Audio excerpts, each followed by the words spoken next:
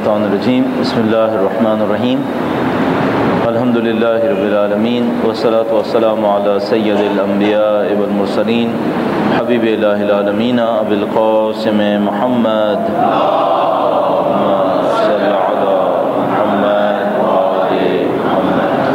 وعلی آلہ الطیبین الطاہرین سیما بقیت اللہ فی الارضین.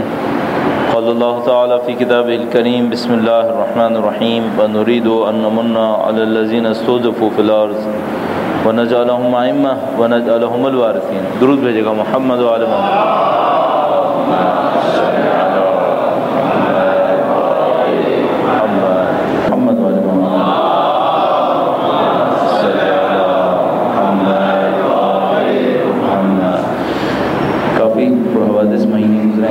ایک دو مہینے جو اب تک گزرے ہیں اس میں کئی واقعات پیش آئے ہیں بین الاقوامی سطح پر بھی، ملکی سطح پر بھی، اور کہیں سیاسی میدان کے اندر، کہیں اقتصادی میدان کے اندر، اسی طریقے سے پاکستان کے اپنے حالات کے اندر بہت ساری تبدیلیاں رونما ہوئی ہیں.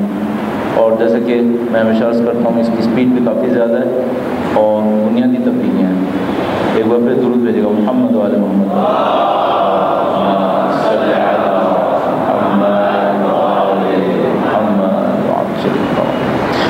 ان تبدیلیوں میں شاید سیاسی لحاظ سے سر فہرست عرب ممالک کے اندر جو تبدیلیاں رونما ہو رہی ہیں، جو حکومتیں وہاں پر ایک کے بعد ایک تبدیل ہو رہی ہیں، ان کی طرف توجہ سب سے زیادہ ہے. معاشی میدان انتہائی شدت سے خرابی کی طرف جا رہا ہے. اس سے پہلے کہ ہم سیاسی مسائل کی طرف اشارہ کریں، تھوڑا سا اس معاشی مسئلے کی طرف اشارہ کرتے ہیں. آپ کی خبر اسی کے بارے میں بھی تھی. اس وقت سادہ ترین اعداد و شمار جو میرے ہاتھ میں ہیں اس وقت، اس میں یہ ہے کہ ہمارے پاس 1970 میں گولڈ $35 پر اونس تھا. ایک اونس کے اندر تقریباً 28 گرام ہوتے ہیں میرے خیال میں. تو آپ کے پاس $35 پر اونس تھا 1970 میں. 1980 میں ایک واقعہ آیا تھا جب گولڈ $850 پر اونس ہو گیا تھا. اس کے بعد قیمت گر گئی اور گرنے کے بعد 2001 میں جو ہمارے پاس اسٹیٹسٹکس ہیں وہ $257 پر اونس ہو گیا تھا. 2001 کے اندر $257 پر اونس تھا.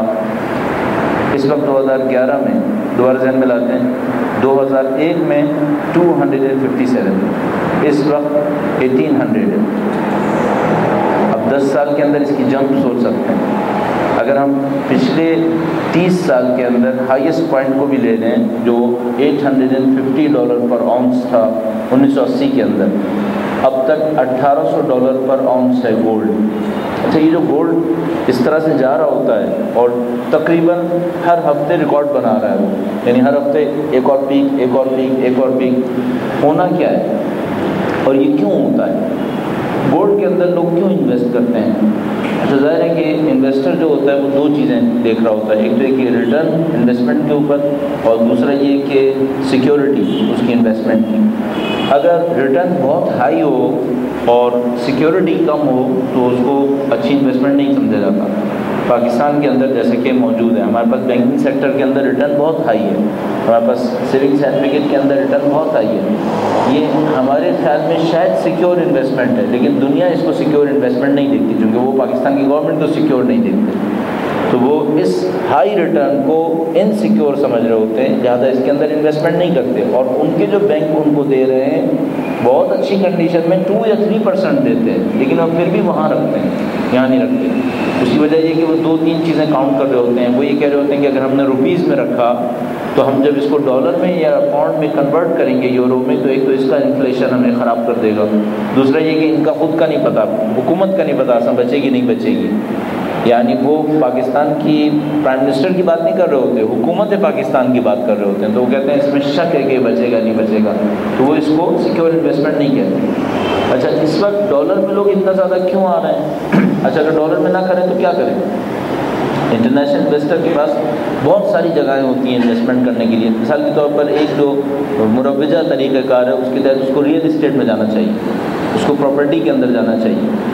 پرابلم یہ ہے کہ پراپرٹی میں وہ جائے چونکہ وہ ایک زمانے تک سیکیور انویسٹمنٹ سمجھی جاتی ہے، ریٹرن بھی اچھا ہوتا ہے اس کا. یا وہ جائے اسٹاک مارکیٹ کے اندر، گلوبل انٹرنیشنل اسٹاک مارکیٹ کے اندر، مثلا نیو یارک اسٹاک کے اندر جائے، وہاں جا کے انویسٹمنٹ کرے. تو یہ چند جگہیں ہوں گی، یا گورنمنٹ کی سیکورٹی بانڈس لے، وہاں پہ جا کے انویسٹمنٹ کریں، تو وہ وہاں پہ کیوں نہیں کر رہے اور یہاں پہ کیوں یہ چلے جا رہے ہیں، جبکہ اس کی قیمت بہت بڑھ گئی ہے 1800۔ میں نے اپنی خدمت میں عرض کیا کہ لاسٹ پیک جو 1980 میں تھا اس میں 850 تھا، تو اب اس سے 1000 اوپر جا چکی ہے۔ جب کسی چیز کی پرائس اتنی زیادہ انفلیٹڈ ہو جائے، اتنی زیادہ بیلون ہو جائے، تو پھر کبھی بھی خطرہ ہوتا ہے کہ یہ پھٹنے والی ہے۔ ابھی بھی گولڈ میں کیوں انویسٹمنٹ کر رہے ہیں؟ اس کی 2-3 وجہ ہیں۔ پہلی وجہ تو یہ ہے کہ وہ یہ دیکھ رہے ہیں کہ ریئل اسٹیٹ میں پرائس گر رہی ہے، ریئل اسٹیٹ میں پرائس بہت خراب ہو رہی ہے، مثلا امریکہ کا ریئل اسٹیٹ ہے یا حتیٰ یورپ کا ریئل اسٹیٹ ہے، وہاں پر زیادہ تر پرائس نیچے جا رہی ہے، تو وہ اس کو اپریشیٹ نہیں کرتے کہ ظاہر ہے کہ ہم یہاں پہ انویسٹ کریں گے، پتہ نہیں 10 سال کے بعد یہاں پہ ہونا کیا ہے۔ دوسرا مسئلہ اسٹاک کا ہے کہ وہ اسٹاک کی بھی حالت کو بہت زیادہ خراب دیکھ رہے ہیں۔ اچھا، ایک اور جگہ جہاں پہ ان کو انویسٹمنٹ کر لینی چاہیے، مثلا وہ کرنسیز ہے، کیا ہے کرنسیز کے مارکیٹ میں جائیں گے انویسٹمنٹ کریں گے، تو ان کو یہ پتہ ہے کہ کرنسیز بھی ناقابل اعتماد ہیں اس وقت۔ یہ کہ لوگ گولڈ میں اتنا زیادہ انویسٹمنٹ کر رہے ہیں اور اتنے بیلون کے اوپر انویسٹمنٹ کر رہے ہیں، اس کا مطلب ہے ان کو ساری دنیا کی انویسٹمنٹ میں سے اعتماد ختم ہو گیا ہے۔ اس کے دو میں سے کوئی ایک سینیریو ہونے چاہیے۔ ایک سینیریو یہ ہونا چاہیے کہ اب گولڈ کو کرش کرنا چاہیے، کہ جب اتنا زیادہ بیلون ہو گیا، اتنا زیادہ پھیل گیا ہے، یہ 850 جو لاسٹ پیک تھا اس سے اب 1000 اوپر جا چکا ہے، تو اس کا مطلب ہے کہ اب اس کو پھٹنا چاہیے۔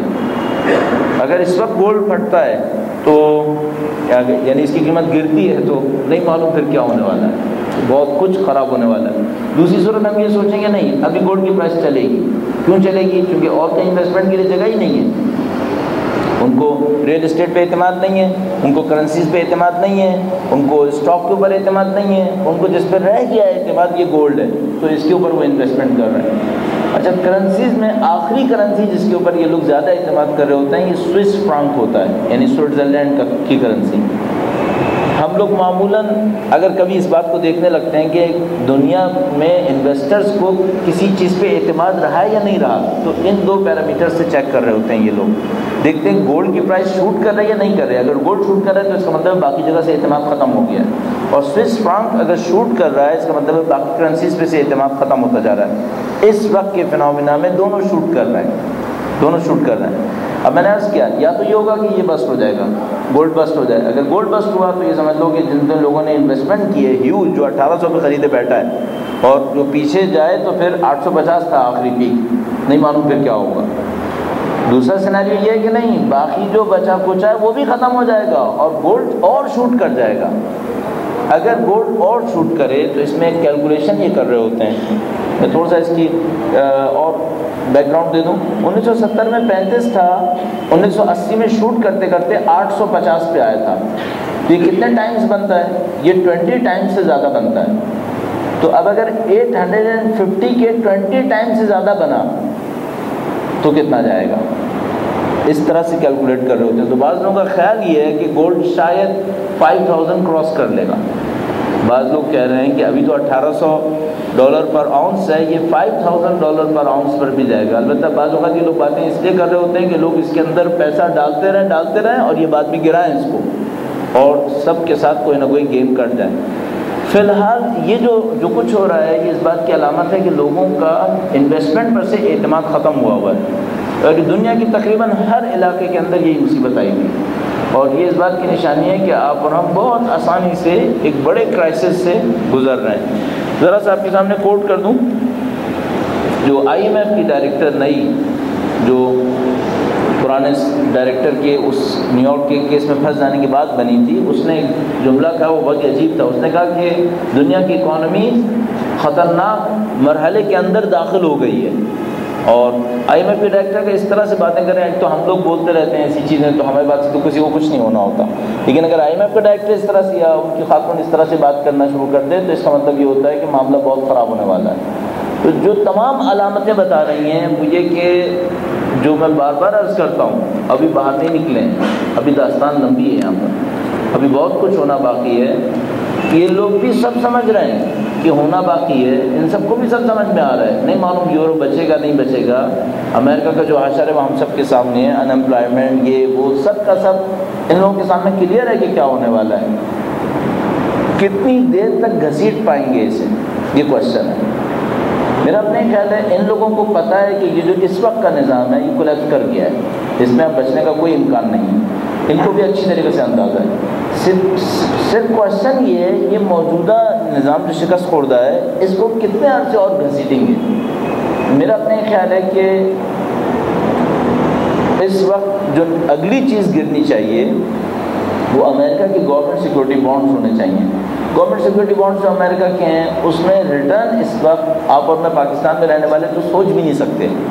وہاں پر اینول ریٹرن اگر کوئی گورنمنٹ کی سیکورٹی بانڈ خریدتا ہے امریکہ کے تو اس کا ریٹرن 0.25 پر اینم ہے، 1 بھی نہیں، 0.25% پر اینم، اور یہ ڈالر کے اپنے انفلیشن سے بھی بہت کم ہے۔ اس کا مطلب ہے جو اس میں پیسے رکھوائے گا وہ جب سال میں باہر نکلے گا تو اس کو وہ بھی نہیں ملے گا جو اس نے رکھوایا تھا۔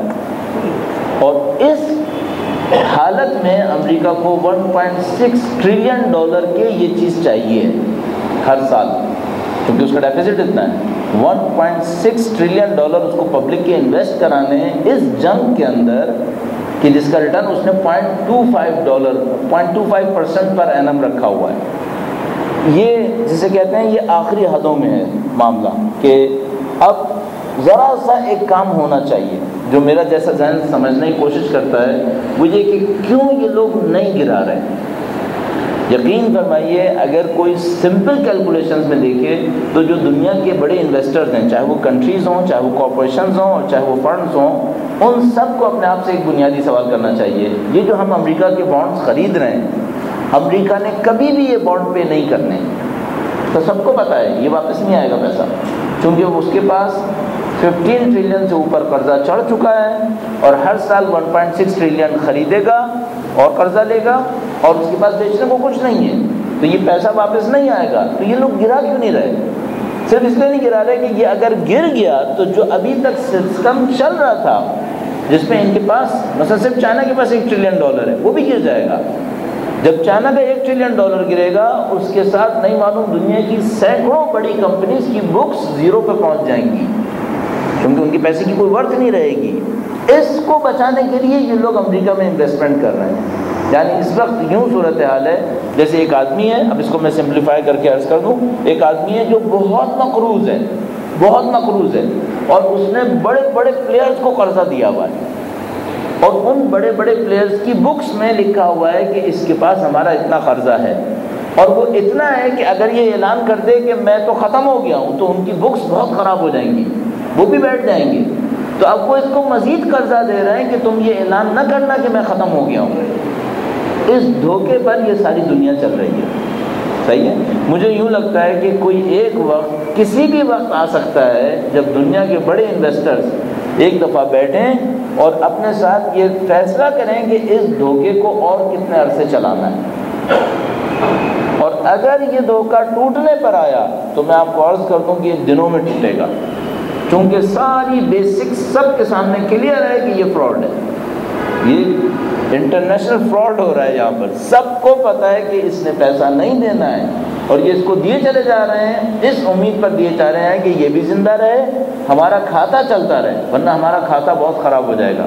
میرا اپنے خیال ہے جو اس ٹائپ کی دکانوں وغیرہ میں کبھی کوئی دکاندار کسی کو بہت زیادہ قرضہ دے دیتا ہے تو اس کو میری بات بہت اچھی طرح سمجھ میں آ رہی ہوگی کہ بعض اوقات وہ کس مصیبت میں پھنس جاتا ہے کہ اگر اس کو قرضہ نہ دے اور وہ گر جائے تو اس کے ساتھ کیا ہوگا، اور اس کو بھی اپنی بکس دکھانی ہے کہیں پر اور یہ بتانا ہے کہ میری دکان میں ابھی فائدہ ہے، اور اس کو پتہ ہے کہ اگر یہ گر گیا تو مجھے دکھانا پڑے گا کہ جو میرے پاس سے 5 لاکھ روپے گئے یہ ختم ہو چکے ہیں۔ اگر میں یہ دکھا دوں گا کہ میرے پاس 5 لاکھ روپے نہیں ہے تو میں خود زیرو ہوں، جیسے ہی میں زیرو ہوں گا میرا کاروبار بیٹھ جائے گا۔ یہ دھوکہ چلے گا، کب تک چلے گا، اور یہ لوگ کس طرح اس سسٹم کو لے کر چلیں گے، اس دھوکے کو یہ خدا جانتا ہے کب تک یہ کام کریں گے۔ لیکن جتنا عرصے کرتے چلے جائیں گے یہ دنیا کی بدبختی کو بڑھاتے چلے جائیں گے۔ ابھی جیسے کہ اوباما نے پھر 450 بلین ڈالر کا ایک پیکیج اناؤنس کیا ہے جاب کے سلسلے میں، سب کو معلوم ہے سوائے دھوکے کے کچھ نہیں ہے، اس 450 بلین ڈالر سے کچھ نہیں ہونا ہے۔ اس سے پہلے یہ 800 بلین ڈالر کا لگ بھگ اعلان کر چکا ہے، اس سے پہلے جارج بش 700 اور کچھ بلین ڈالر کا وہ اعلان کر چکا ہے، تو مل ملا کے 1.5 ٹریلین ڈالر یہ دونوں پہلے خرچ کر چکے ہیں، اور 500 بلین ڈالر تقریباً اب تو ملاؤ تو 2 ٹریلین ڈالر انہوں نے خرچ کیے ہیں ویسٹ کے اندر۔ ان کو پتہ ہے اس سے کچھ نہیں ہونا ہے، یہ نظام نہیں چل سکتا ہے، لیکن یہ اس کے اندر بھوکے چلے جا رہے ہیں کیونکہ ان کو بہرحال اپنے اپنے مفادات پورے کرنے ہیں۔ اور مجھے سمجھ میں نہیں آتا کہ اتنی کلیئر پکچر کو جو اتنی خراب ہے کب تک چلائیں گے؟ کسی بھی وقت گرنا ہے اور بہت برا گرنا ہے۔ اب یہ ڈیو ہے اور سوائے یہ کہ ہم انتظار کریں کہ یہ پکچر کب خراب ہوگی۔ بہرحال کچھ نہیں کہہ سکتے کتنا عرصے اس کو چلائیں، لیکن جب بھی ہوا بہت برا ہوگا، بہت زبردست صورتحال ہوگی، اور جو کچھ بھی ہوگا بہت تیزی سے ہوگا، جو کچھ بھی ہوگا بہت تیزی سے ہوگا۔ میں بھی جب آپ سے یہ کہہ رہا ہوں تو میں اپنے ذہن میں سوچ رہا ہوں کہ کیا یہ کہہ سکتے ہیں کہ کب ہوگا، تو میں سوچ رہا ہوں کہ نہیں، قطعاً نہیں کہہ سکتے، لیکن یہ سمجھ میں آتا ہے کہ جب بھی ہوگا ہمارے پاس اتنا ٹائم نہیں ہوگا کہ اس کے شروع ہونے کے بعد ایک پروگرام رکھ سکیں کہ کہیں دیکھو ہم کہہ رہے تھے نا کہ شروع ہو گیا، نہیں، جب تک ہم پروگرام رکھیں گے وہ بہت آگے جا چکا ہوگا۔ اتنی تیزی سے خراب ہونا چاہیے اس کو، میرا اپنے خیال ہے ہفتے دو ہفتے زیادہ نہیں لگنا چاہیے کہ بہت کچھ خراب ہو جائے گا۔ بہرحال اب دیکھیں کہ کیا صورتحال رہتی ہے، یہ دنیا کی اکانومی کے حوالے سے، اور اب ذرا سیاست کے حوالے سے عرض کرتے ہیں۔ درود بھیجے گا محمد و آل محمد۔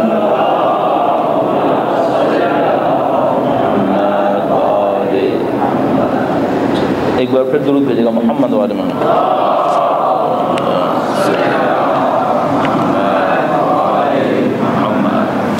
سیاست کے حوالے سے میں نے عرض کیا آپ کی خدمت میں کہ سب سے اہم موضوع جو اس وقت ہمارے سامنے آتا ہے وہ عرب ملکوں میں آنے والی تبدیلی ہے، اور جو ریسنٹلی ڈیولپمنٹ ہوئی وہ لیبیا کی حکومت جو ہے وہ اختتام پذیر ہو گئی۔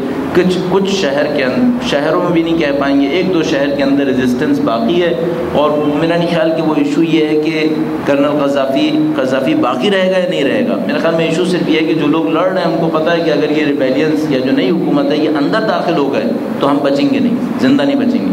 تو میرے خیال میں وہ اپنی زندگی کو بچانے کے لیے لڑ رہے ہیں، نہ کہ وہ مثلا قذافی کی حکومت کو بچانے کے لیے لڑ رہے ہیں۔ اور قذافی کا نہیں معلوم کہ وہ کہاں ہوگا، جیسے کہ خبر تھی کہ وہ نائجر چلا گیا تھا، شاید وہ لیبیا میں ہو بھی نہیں، لیکن بہرحال یہ جنگ فی الحال جاری ہے۔ اچھا، اس کے پیچھے ہم نے دو تین نظریات پیش کیے تھے۔ ایک نظریہ یہ ہے کہ سارا کا سارا کام امریکہ نے کیا ہے، ایک نظریہ یہ کہ نہیں، پبلک عرب عوام ہے جو اٹھ کھڑی ہوئی ہے اپنے حقوق کے لیے۔ ہم نے اس کے بیچ میں رکھتے ہوئے عرض کیا تھا کہ یہ تو سب کو پتہ تھا کہ ایسی ایک تبدیلی ڈیو ہے، یہ سب کو اندازہ تھا کہ یہ تبدیلی آنی چاہیے۔ ایک رولر 40 سال سے حکومت کر رہا ہے، بالاخره اس نے کبھی نہ کبھی تو جانا ہے، یا مثلا حسنی مبارک ہے اتنے عرصے سے رول کر رہا ہے، اس نے کبھی نہ کبھی جانا ہے، سب کو معلوم ہے۔ لیکن ہمیں یہ سمجھ میں آ رہا ہے کہ جیسی اس تبدیلی کو ایجاد ہوتا دیکھا امریکہ اور یورپ نے، تو ان کے پاس دو آپشن تھے، یا تو وہ پرانے نظام کا ساتھ دیں یا وہ نئے نظام کے ساتھ جا کر ملنے کی کوشش کریں۔ تو انہوں نے کوشش یہ کی کہ جہاں تک پرانے نظام کو چلا سکتے ہیں، جتنے ملکوں میں چلا سکتے ہیں وہ اس کو چلائیں گے۔ مثلا آخر وقت تک کوشش کرتے رہے حسنی مبارک بچ جائے، لیکن جب انہوں نے احساس کرنا ہے کہ نہیں بچے گا تب وہ نئے کا ساتھ دے دیں گے۔ اب جیسے پرانے کہاں چلا رہے ہیں، مثلا سعودی عرب کو نہیں چاہتے کہ چینج ہو، اور پبلک کے اندر بھی اتنا کوئی پریشر نہیں ہے تو وہ اس کو چلائیں گے۔ بحرین کے اندر پریشر ہے لیکن وہ چاہتے نہیں ہیں کہ وہ چینج ہو، اور بحرین کی اپوزیشن کے پاس اتنی طاقت فی الحال نہیں ہے کہ وہ حکومت کو اپنے بلبوتے پہ تبدیل کر سکیں، تو وہ فی الحال نہیں کریں گے۔ اسی طریقے سے قطر، کویت، مختلف جگہوں کے اوپر جہاں وہ نہیں چاہتے کہ جب تک عوام چاہے نہ چاہے ہم کچھ کریں، خود کچھ نہیں کریں گے وہ۔ عوام اگر آ گئے بیچ میں اور کہا کہ نہیں اب تو ہم تبدیل کر ہی دیں گے، اس وقت نئے والوں کا ساتھ دے دیں گے۔ کیوں نئے والوں کا ساتھ دیں گے؟ تاکہ جو نیا سسٹم بن رہا ہو وہ ہماری کنٹرول میں رہے، اس کو اپنے کنٹرول کے اندر رکھنا چاہتے ہیں۔ مثلا انہوں نے مصر کے اندر ساتھ دیا اور مصر کی ملٹری کو دوبارہ رولر بنانے میں کامیاب ہو گئے، ان کو دوبارہ بنانے میں کامیاب ہو گئے۔ البتہ پبلک سیٹسفائڈ نہیں ہے، میں نے شاید پہلے آپ کی خدمت میں عرض کیا تھا ایک دفعہ کہ یہ جو حسنی مبارک گیا ہے اور ملٹری رولر آئے ہیں، کوئی یہ نہ سمجھے کہ یہاں انقلاب آ گیا، یہاں پر اب معاملہ شروع ہوگا، اور میں نے عرض کیا تھا کہ یہاں پر ابھی بہت خون بہنا باقی ہے، تو یہ مسلسل مسائل آتے چلے جائیں گے۔ جیسے کہ ابھی ہم نے دیکھا کہ مصر کے اندر لوگوں نے اسرائیلی ایمبیسی کے اوپر حملہ کیا، اس کے سامنے جو دیوار پروٹیکشن کے لیے بنائی گئی تھی نہیں، اس کو توڑ دیا اور حتیٰ اندر گھس گئے، وہاں سے اسرائیلی سفیر کو جانا پڑ گیا۔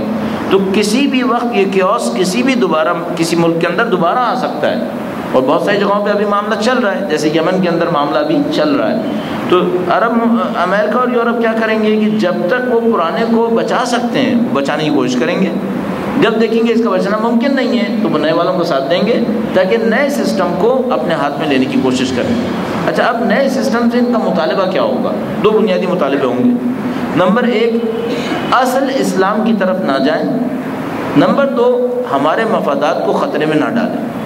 یہ دو چیزیں ان کو فوری طور پہ چاہیے ہوں گی۔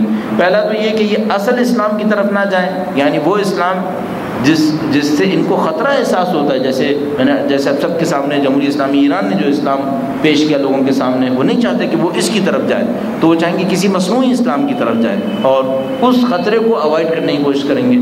دوسرا یہ کہ وہ اپنے مفادات کو پورا کرنا چاہیں گے، مثلا اگر تیل آ رہا ہے، جیسے لیبیا کا معاملہ ہے، تو وہ تیل آتا رہے۔ بہت بڑا ایک فائدہ ہوتا ہے کہ جب پرانی حکومت جاتی ہے، نئی حکومت آتی ہے، تو کانٹریکٹس بنتے ہیں، یعنی معاہدے سائن ہوتے ہیں۔ ان معاہدوں میں سے کتنے معاہدے کون سا ملک اپنے لیے سیکیور کر پائے؟ ابھی اگر آپ نے دیکھا تو لیبیا کے اندر انگلستان اور فرانس دونوں کے پرائم منسٹر گئے، ساتھ ساتھ گئے۔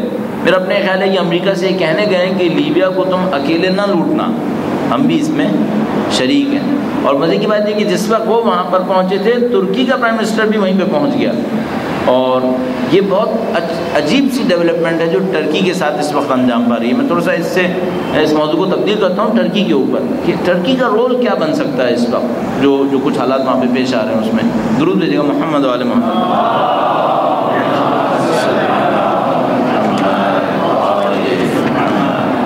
اچھا، اس سے پہلے یہ بھی عرض کرتا چلیں کہ عرب عوام کیا چاہیں گے۔ میرا اپنے خیال ہے عرب عوام کی خواہشات میں سے ایک خواہش یہ ہے کہ اسلام آئے۔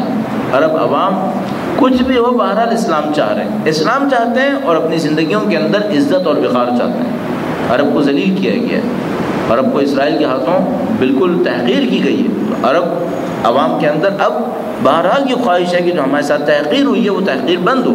لہٰذا ہم نے مصر کے اندر دیکھا کہ انہوں نے جا کر حملہ کر دیا اور اپنے ارادے کو کسی نہ کسی حد میں عمل میں لانے میں کامیاب ہوئے۔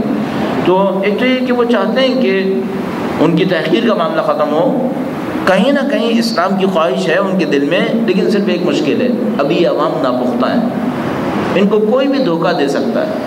ابھی عرب عوام کو دھوکے ملنے کا امکان بہت زیادہ ہے، میرا اپنے خیال ہے۔ اب ان کو بہت دھوکے ہو سکتے ہیں، جیسے مصر کے اندر دھوکے میں پھنسے ہوئے ہیں اور نہیں معلوم کہ اس دھوکے سے باہر کیسے نکلیں گے۔ اچھا، اب ٹرکی کا رول کیا ہے؟ مجھے یوں لگتا ہے کہ ایران کی فکر کے مقابلے میں، جو جمہوریہ اسلامی ایران کی فکر ہے، اس کے مقابلے میں انہوں نے 4 اسلامی ممالک کو اہم رول دیے ہیں، 4 اسلامی ممالک کو بڑے اہم رول دیے ہیں، اور ان میں سے 3 کم از کم ایسے ہیں جو اپنے اس رول کو کسی نہ کسی طریقے سے انجام دے رہے ہیں۔ میرا اپنے خیال ہے کہ مغربی ممالک نے، بالاخص امریکہ نے، مصر کو، ترکی، پاکستان اور انڈونیشیا کو، ان 4 کو پوائنٹ آؤٹ کیا ہے کہ یہ 4 کسی طریقے سے، آپ چاہیں تو انڈونیشیا کی جگہ ملائیشیا کو سوچ سکتے ہیں، کلچر سیم کلچر ہے اور وہ ریجن بھی سیم ریجن ہے۔ یہ 4 ملک کسی طریقے سے ایران کے مقابلے میں کوئی آلٹرنیٹ آئیڈیا مسلم ممالک کو دیں تاکہ مسلم ممالک اس طرف نہ جائیں۔ اب پاکستان کے پاس جو آلٹرنیٹ آئیڈیا ہے وہ زیادہ تر ملیٹنسی کے اوپر بیس کر رہا ہے کہ وہ جتنے ملیٹنٹ ہیں دنیا کے، ان کے لیے یہ میگنیٹ ہے، وہ سارے کھنچ کر یہاں پہ آ جاتے ہیں اور یہاں سے اپنی ایک فکر کو پروان چڑھا رہے ہیں۔ ایجپٹ کے اندر جو کچھ ہے وہ یہ ہے کہ آپ عرب قومیت کے اوپر اصرار کریں اور عرب قوم کو کے لیے وہ میگنیٹ بننے کی کوشش کر رہے ہیں۔ ٹرکی کا رول کیا ہے؟ مجھے یہ لگتا ہے جیسے ان سب کے اندر اب جو امریکہ کا سلیکشن ہو، البتہ 2 میں سے ایک سینیریو پر، ایک سینیریو یہ کہ نہیں، ٹرکی بالکل صحیح ہے، بالکل صحیح پیٹرن پہ چل رہا ہے، اس نے کوئی غلط کام نہیں کیا ہے، کوئی سازش نہیں ہے، اور جو دکھا رہے ہیں یہی حقیقت ہے۔ اگر ایسا ہے تو ترکی بہت اچھا ہے اس وقت، اگر واقعاً ایسا ہی ہے تو اس وقت ٹرکی کا کام بہت اچھا ہے کہ اس نے اپنے ملک کو ترقی بھی دی ہے، اقتصادی لحاظ سے کافی ترقی دی ہے، اپنے ملک کے اندر پولیٹیکل اسٹیبلٹی بھی کریٹ کی ہے، اور ملک کے اندر جو فوج کی اور آرم فورسز کا رول تھا پولیٹکس کے اندر اس کو لمیٹڈ کیا ہے، اور چوتھا یہ کہ انٹرنیشنل ریلیشنز کے اندر انہوں نے اسرائیل کو ٹھیک ٹھاک ٹف ٹائم دیا ہوا ہے۔ یہ جو ظاہری کامیابیاں ہیں اس کی 2 انٹرپریٹیشنز ہیں، ایک یہ کہ جو دکھائی دے رہا ہے وہی ہے، معاملہ ختم ہو گیا، ٹرکی بہت اچھا ملک ہو گیا، اس کا ہر کام اچھا ہو رہا ہے، اور دوسری انٹرپریٹیشن یہ ہے کہ نہیں، یہ جو اچانک سب کچھ اچھا ہو رہا ہے اس میں بہرحال کچھ گڑبڑ نظر آ رہی ہے۔ انصاف کی بات یہ ہے کہ دل ابھی بھی کھٹک رہا ہے، باتیں تو بہت اچھی ہو رہی ہیں، یہ کہ اتنا سب کچھ اچھا اچانک ہو رہا ہے بغیر خون خرابے کے، بغیر کسی مصیبت کے، اس سے تھوڑی سی پریشانی ہو رہی ہے کہ آیا ویسٹ اتنی آسانی سے ٹرکی کو ہاتھ سے جانے دیں گے؟ اور اتنی آسانی سے اسرائیل اس ملک کو ہاتھ سے جانے دے گا جس کے اوپر اتنی بڑی انویسٹمنٹ کی ہے ان لوگوں نے، اتنا سال اس کے ساتھ تعلقات بنائے. تو میں نے بتایا 3-4 جگہوں کے اوپر میجر اس کی ڈیولپمنٹ ہے. اکانومی کے اندر اس کی ڈیولپمنٹ بہت زبردست ہے، اور پولیٹکس اور حتی ڈیموکریسی کے حوالے سے اس کی ڈیولپمنٹ اچھی ہے. اور انٹرنیشنل ریلیشنز کے اندر اسرائیل کے خلاف جو کچھ ٹرکی نے کیا ہے ریمارکیبل ہے. لیکن آیا واقعاً یہ ٹرو ڈیولپمنٹ ہے یا اس کے پیچھے کچھ اور ہو رہا ہے؟ جو اس ٹائپ کا سوچنے والے ہیں سیکنڈ اسٹائل میں، جو کہہ رہے ہیں کہ نہیں کچھ اور ہو رہا ہے، تو وہ کیا سوچ رہے ہیں؟ وہ یہ کہہ رہے ہیں کہ ایران کی فکر کو کاؤنٹر کرنے کے لیے ان کو عرب میں ایک ہیرو بنانا ہے، اور وہ ہیرو فی الحال ٹرکی ہے. فلسطین کے آئیڈیا کے اوپر جو سب سے زیادہ سپورٹ گزشتہ 30 سال میں ہوئی ہے وہ ظاہر ایران کی طرف سے آئی ہے. کسی نے کوئی ساتھ نہیں دیا، کسی ملک نے ساتھ نہیں دیا. جو کچھ ایجپٹ نے کیا ہے، جو کچھ ٹرکی نے کیا ہے، جو کچھ قطر نے کیا ہے، جو کچھ جارڈن نے کیا ہے، وہ پوری دنیا کے سامنے ہے. انہوں نے صرف اسرائیل کا ساتھ دیا ہے. ٹرکی وہ کنٹری ہے جس کے فل ریلیشن شپ تھے. ٹرکی کو اسرائیل کے ساتھ ہر طرح کے تعلقات بنے ہوئے تھے، تجارت بے تحاشا ہو رہی تھی. اسی طرح مصر کے اندر بھی. ابھی یہ ٹرکی نے اتنا بڑا یو ٹرن مارا ہے، میں نے کہا 2 انٹرپریٹیشنز ہیں. ایک تو یہ یو ٹرن سالڈ ہے، صدق کا دل کے ساتھ مخالفت کی ہے. اگر ایسا ہے تو بہت اچھا ہوا ہے، ظاہر بہت خوبصورت ہے. مثلا 2-3 جگہ اس پرائم منسٹر نے بہت زبردست کارنامہ کیا. مثلا مجھے جو بہت اچھا لگا وہ یہ کہ وہ ٹرکی کے سفیر کو بلایا اسرائیل کی وزارت خارجہ نے، اس کو نچلے صوفے پہ بٹھایا، نیچے کی کرسی پہ بٹھایا، اور اسرائیلی وزیر خارجہ نے کہا کہ ہم ان کو نیچے بٹھائیں گے تاکہ ان کو یہ سیکھیں کہ ان کو اسرائیل کے سامنے دب کے بیٹھنا ہے. اور ٹرکش پرائم منسٹر نے اس وقت ریئیکشن دیا اور اس نے کہا یہ بدھ تک مجھ سے معافی مانگ لیں تو مانگ لیں، ورنہ ان کو پتہ ہے میں کیا کرنے والا ہوں. اور اسرائیل نے بدھ تک معافی مانگ دی. یہ بڑی بات تھی، یہ سالڈ کام تھا. یہ اس کے کارناموں میں سے ایک کارنامہ ہے. لیکن میں بتا رہا ہوں ابھی نہیں معلوم پیچھے کارنامے میں اصل کیا ہے. پھر جو اس نے فلوٹیلا کے اوپر ریئیکشن دکھایا، وہ جو غزہ جا رہی تھی، شپ جا رہی تھی جس کے اندر ٹرکش مارے گئے، 9 ٹرکش میرے خیال میں مارے گئے، اس کے اوپر اس نے ریئیکشن دکھایا اور اس نے اسرائیل سے کہا کہ آپ یا تو معافی مانگ لیں، اور اگر آپ معافی نہیں مانگیں گے تو آپ کے ساتھ سارے جو فوجی تعلقات تھے وہ بند ہو گئے، آپ کے اقتصادی تعلقات جو وہ خطرے میں پڑے ہیں، اور اگلی دفعہ جب ہم امدادی جہاز بھیجیں گے تو اپنی نیوی کو ساتھ بھیجیں گے. تو اس کا مطلب یہ ہے کہ آپ مکمل حملے کی تیاری کر کے جا رہے ہیں، کیونکہ اسرائیل نے کہا ہے کہ ہم اس کو کسی صورت میں اندر نہیں آنے دیں گے. تو یہ جو کچھ ہو رہا ہے بظاہر بہت اچھا ہو رہا ہے، لیکن اتنی آسانی سے اتنا اچھا ہو جائے اس میں تھوڑا سا خدشہ لگ رہا ہے کہ واقعاً آیا اتنا ہی اچھا ہو رہا ہے. خاص کر ٹرکش پرائم منسٹر کے 1-2 باتیں تھیں جو بہت زیادہ کھٹک رہی ہیں، 1-2 کام ہیں جو بہت زیادہ کھٹک رہے ہیں. مثال کے طور پر نمبر 1، ایک طرف سے اسرائیل سے اتنا زیادہ اس نے ٹکراؤ لیا ہے، اتنا زیادہ لڑائی کی ہے، دوسری طرف سے نیٹو کو اپنے ملک کے اندر میزائل کے خلاف ریڈارز لگانے کی اجازت دی ہے. اب کس ملک کے خلاف اجازت دی ہے؟ کہہ رہے ہیں رشیا کے خلاف. واقعاً رشیا میزائل فائر کرنے والا ہے. ایران کہہ رہا ہے ہمارے خلاف کیا ہے. ایران نے ان کو وارن کیا ہے کہ یہ ہمارے خلاف ہے اور آپ نے جو کچھ کیا ہے یہ ہمارے خلاف جائے گا، چونکہ آپ امریکہ کے ریڈارز کو اپنے ملک کے اندر اسٹیشن کر رہے ہیں، اور ان کے پہلے ہی کئی بیسز امریکہ کے پاس ہیں. خاص کر ایجنٹک نام کر کے ایک بہت بڑا بیس ہے جو 1990 اور 2001 کی وار میں عراق کے خلاف امریکہ نے بہت زیادہ استعمال کیا تھا. تو یہ بات انتہائی خطرناک ثابت ہو رہی ہے کہ امریکہ اتنا کلوز ایرانی بارڈر کے ساتھ آ کر اپنی ساری اسٹیبلشمنٹ کو لے کے بیٹھ جائے، اور یہ اس حکومت نے اجازت دی ہے. دوسرا معاملہ یہ ہے کہ یہ ایجپٹ گیا اور یہ وہاں پر ہیرو بن کے گیا. اس کی وجہ ہے کہ اس نے اسرائیل کے خلاف ٹھیک ٹھاک مقابلہ کیا، عرب قوم نے خوب اچھی طریقے سے استقبال کیا، اور اس نے وہاں پر کہا کہ مصر کی اگلی حکومتوں کے لیے بہترین سسٹم سیکولر سسٹم ہے. اب یہ ذرا چبھنے والی بات ہے کہ بھئی یہ جو جتنی عوام جد و جہد کر رہی ہے، کیا تمہارے سیکولر سسٹم کے لیے جد و جہد کر رہی ہے، اور تم کیا خود سیکولر سسٹم کے لیے سارے کام کر رہے ہو؟ اب یہ جو 2-3 چیزیں ہیں یہ بڑی خطرناک ہیں. باقی باتیں بہت اچھی چل رہی ہیں، باقی باتیں بہت اچھی ہیں. ان باتوں کو دیکھ کر یوں سمجھ میں آتا ہے کہ یہ جو اتنا اچھا چل رہا ہے شاید یہ اتنا اچھا واقعے میں نہ ہو. شاید کہیں ایسا نہ ہو، اس کو ہم صرف ایک کانسیپٹ کے طور پہ لے لیں، پاسبلٹی کے طور پہ، کہ امریکہ ٹرکی کو ہیرو بنا رہا ہے، اسرائیل ٹرکی کو ہیرو بنا رہا ہے، اور ہیرو بنانے کا مقصد یہ ہے کہ یہ جو عرب قوم میں بیداری کی تحریک آ رہی ہے اس تحریک کو کسی طریقے سے کنٹرول کر لیا جائے. چونکہ اگر یہ تحریک آگے بڑھی تو یہ اسرائیل کی خاتمے کا سبب بن سکتی ہے. اسرائیل نے بہت انویسٹمنٹ کیا عربوں کو خاموش کرنے کے اوپر گزشتہ 50-60 سال کے اندر، اور وہ انویسٹمنٹ اس وقت نل ہوتی چلی جا رہی ہے۔ بہرحال اسرائیل کی اپنی پوزیشن انتہائی وحشتناک حد تک خراب ہے۔ میرا اپنے خیال ہے گزشتہ 1 سال کے اندر جو سب سے بڑا لوزر اس علاقے کے اندر ہے وہ اسرائیل ہے۔ ہر طرف کچھ نہ کچھ پازیٹیو ڈیولپمنٹس ہوئی ہیں، لیکن اسرائیل کے اندر جو کچھ ہوا ہے وہ ہر لحاظ سے خراب ہوا ہے۔ ان کی ڈومیسٹک پولیٹکس انتہائی خرابی سے دوچار ہو گئی، ان کی اکانومی سمجھ لیجئے کہ زبردست جھٹکے لے رہی ہے۔ اس کی وجہ یہ ہے کہ ان کی ایکسپورٹس ٹرکی اور ایجپٹ کی طرف بے تحاشا تھیں، اور ٹرکی اور ایجپٹ کے اوپر جتنی بھی ایکسپورٹس تھیں وہ میرا اپنے خیال ہے کہ ان آفیشیل پبلک سینکشن میں آ چکی ہیں۔ مثلا ٹرکی کے بازار میں بعید ہے کہ اس وقت اسرائیل کی پروڈکٹ کام کر پائیں، یا ایجپٹ کے بازار کے اندر، تو ان کی اکانومی کو ٹھیک ٹھاک ضرب لگی ہے اس سے۔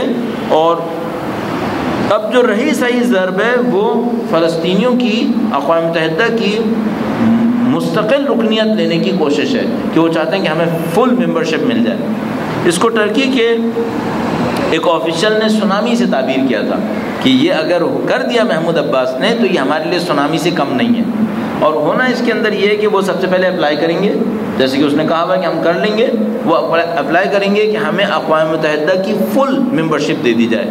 اب اقوام متحدہ جو دنیا میں عدل و انصاف اور فلاں اور فلوں کے دعوے دار ہیں، نظام کی خامیوں میں سے ایک بڑی خامی جو ابھی سامنے آنے والی ہے وہ یہ کہ اگر کوئی اقوام متحدہ کا ممبر بننا چاہتا ہے تو اسے سلامتی کونسل سے اجازت لینی پڑے گی، اور سلامتی کونسل میں 5 پاورز بیٹھی ہیں، جو ویٹو کریں تو یہ ممبر ہی نہیں بن سکتا۔ اس کا مطلب کیا ہے؟ اگر پوری دنیا کسی ملک کے بارے میں کہے کہ یہ کمیونٹی کا حصہ ہے اور وہ 5 ملک کہیں کہ نہیں یہ کمیونٹی کا حصہ نہیں ہے تو وہ باہر ہو گیا۔ کس نے 5 ملکوں کو یہ اختیار دیا کہ وہ انسانوں کی کسی آبادی کو انسانیت کے زمرے سے باہر نکالیں، انٹرنیشنل کمیونٹی سے باہر نکالیں؟ یہ اس نظام ظلم کے بنیادوں میں سے ایک بنیاد ہے۔ تو وہ فل ممبرشپ کے لیے اپلائی کریں گے۔ فل ممبرشپ کی ووٹنگ ہوتی ہے سلامتی کونسل میں، سلامتی کونسل میں ووٹنگ کے لیے جائے گی۔ امریکہ نے پہلے سے اعلان کیا ہوا ہے کہ ہم ووٹنگ کو پاس نہیں ہونے دیں گے۔ موسٹ پروبیبلی فرانس، جو خود اس وقت ایک انتہائی نالائق انسان کے ہاتھ میں گھوم رہا ہے، وہ بھی امریکہ کا ساتھ دے گا۔ میرا اپنے خیال ہے وہ بھی امریکہ کا ساتھ دے گا۔ البتہ وہ اپنی عرب امیج کو بھی کچھ نہ کچھ محفوظ کرنے کی کوشش کرتا ہے فرانس، تو ممکن ہے کہ اپنے آپ کو کسی طریقے سے خاموش رکھنے کی کوشش کرے، لیکن اگر وہ اسرائیلیوں کے مقابلے میں اپنے آپ کو بہت بڑا دوست دکھانے کی کوشش کرے تو میرے خیال میں وہ اسرائیلیوں کا ساتھ دے دے گا، اور وہ بھی شاید اس ویٹو کے اندر شریک ہو جائے، یا وہ امریکہ کے ہی ویٹو کے اوپر اکتفا کر لے کہ اگر ایک بھی قوم مخالفت کر دیتی ہے تو پھر وہ پاس نہیں ہوگا۔ اچھا، جب یہاں پاس نہیں ہوگا تو محمود عباس کے پاس 2 راستے ہوں گے، یا وہ امریکہ کے خوف سے دب جائے اور معاملے کو ختم سمجھے، یا وہ چلا جائے جنرل اسمبلی کے اندر اور فل ممبرشپ سے نیچے کا ایک رینک ہے اس کا مطالبہ کر لے، اس کا مطالبہ کر لے۔ اس کے لیے اس کو اقوام متحدہ کی سلامتی کونسل میں نہیں جانا ہوگا، اس کو جنرل اسمبلی سے ووٹنگ لینی ہوگی، اور جنرل اسمبلی کے اندر 200 سے زیادہ ملک بیٹھے ہوں گے، اور ان میں سے میرے خیال میں اس کو 126 ملکوں کے ووٹ چاہیے ہوں گے، اور خود اسرائیلی کہہ رہے ہیں کہ 120 ملک نیٹ اس کے ہاتھ میں ہیں اس وقت۔ اس کا مطلب یہ ہے کہ یہ ووٹ اس کو مل جائے گا، اور اسرائیلی اس بات سے ڈر رہے ہیں کہ ہم اپنی عزت جو بچا پائیں گے وہ ایک امریکی ویٹو کے ذریعے بچائیں گے، اور بعد میں ہم بے عزت ہوں گے پوری دنیا کے اندر 126 ممالک کے ہاتھوں، جب وہ اس کو ممبرشپ سے کم کا اسٹیٹس دینے میں کامیاب ہو جائیں گے۔ تو یہ اسرائیل کی ایک بڑی مشکل بنے گی۔ البتہ کیا اس کو ہم فلسطینی کاز کی کامیابی کہیں؟ اب یہاں پر میں ایک اور بات اور کروں گا اس سلسلے میں، اس کے بعد آگے بڑھیں گے۔ میرا اپنے خیال ہے اس کو ہم خود ایک دھوکے کا حصہ کہہ سکتے ہیں، اور ایک بہرحال نفسیاتی کامیابی شاید تعبیر کر سکتے ہیں۔ دھوکے کا حصہ کیسے کہیں گے؟ دھوکے کا حصہ اس طرح سے کہیں گے کہ یہ جو اسٹیٹ بننے کے اوپر باتیں ہو رہی ہیں اور یہ جو اسٹیٹس لینے کی باتیں ہو رہی ہیں، یہ ساری باتیں یہ ہو رہی ہیں کہ 1967 کے بعد جو اسرائیل نے غصب کیا ہے وہ واپس کیا جائے، اور وہ جو 48 میں اسرائیل بنا جو غاصبانہ تھا اس کا کیا ہوگا؟ وہ پاس ہے، اور وہ جو 48 سے 67 تک غصب کیا ہے اس کا کیا ہوگا؟ وہ بھی پاس ہے۔ صرف بات یہ ہو رہی ہے کہ 67 کے بعد سے جو غصب کیا ہے اس کو واپس کر دیا جائے۔ اس کا مطلب کیا ہے؟ اس کا مطلب یہ ہے کہ کم از کم امام خمینی کا جو بیسک اسٹانس تھا وہ یہ کہ اسرائیل کا وجود ہی غلط ہے، یہ اس کے خلاف جائے گا، یہ اس کے خلاف جائے گا۔ جو اس وقت جمہوریہ اسلامی ایران کا اسٹانس ہے، جو ہم سمجھ رہے ہیں کہ اس کے سوا کوئی راستہ نہیں ہے، اسرائیل کا وجود ختم ہونا ہے، اور اگر یہ وجود باقی رہا اس کا مطلب یہ کہ اس علاقے میں وہ ساری مصیبتیں باقی رہیں گی جو اب تک گزشتہ 60 سال میں اس دنیا میں ہم مسلمانوں نے جھیلی ہیں۔ بہرحال تو یہ دو طرح کی ایک جنگ ہوگی، نہیں ہوتے تو بہت برا ہوگا، ہوں گے تو فلسطین کا کاز کامیاب نہیں ہوگا، لیکن بہرحال ایک نفسیاتی فتح ان کو نصیب ہو جائے گی۔ درود بھیجے گا محمد وآل محمد۔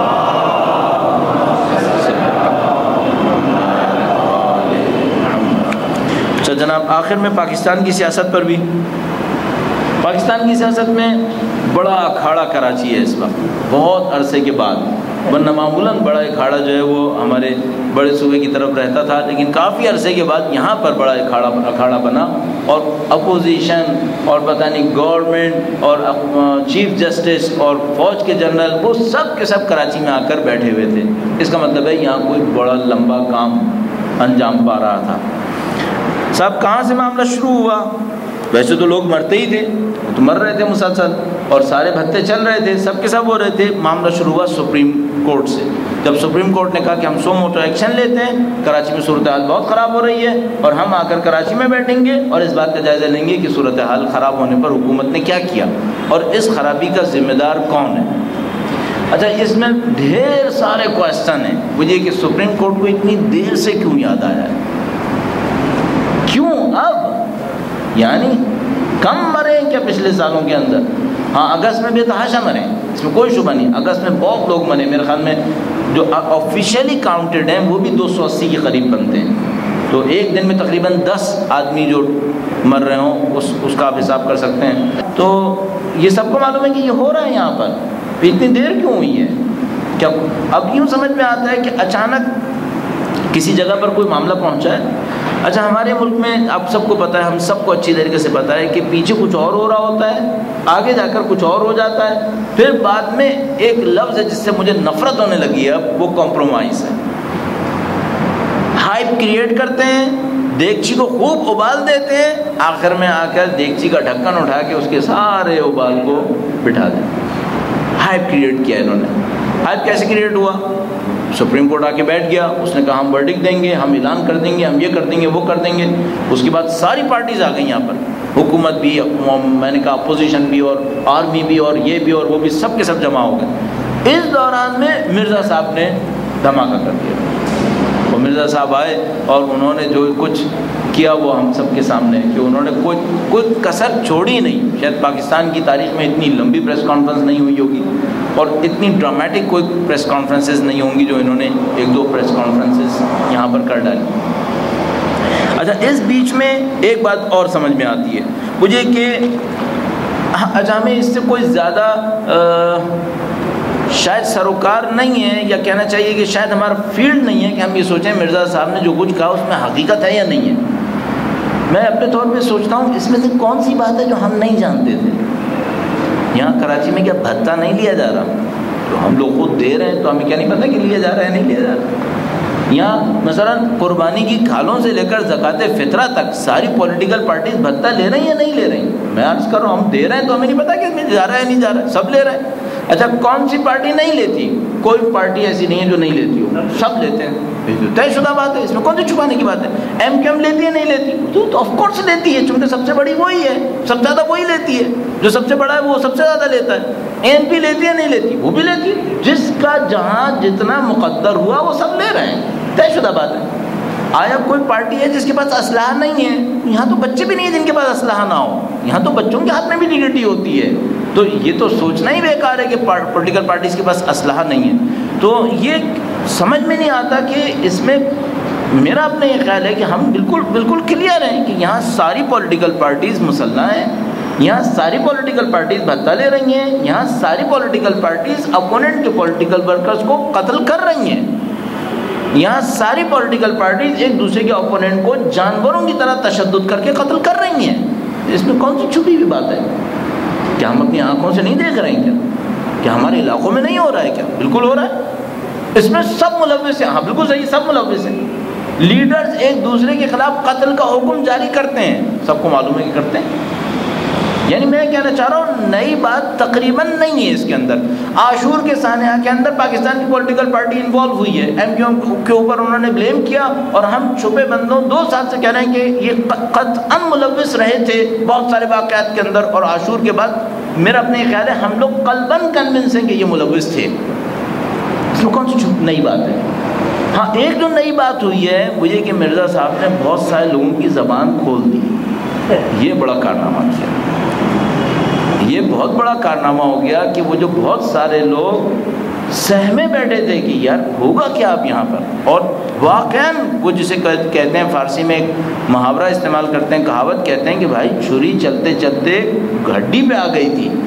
تو یہ بات واقعی حقیقت ہے کہ چھری چلتے چلتے کراچی والوں کی ہڈی پہ آ گئی تھی.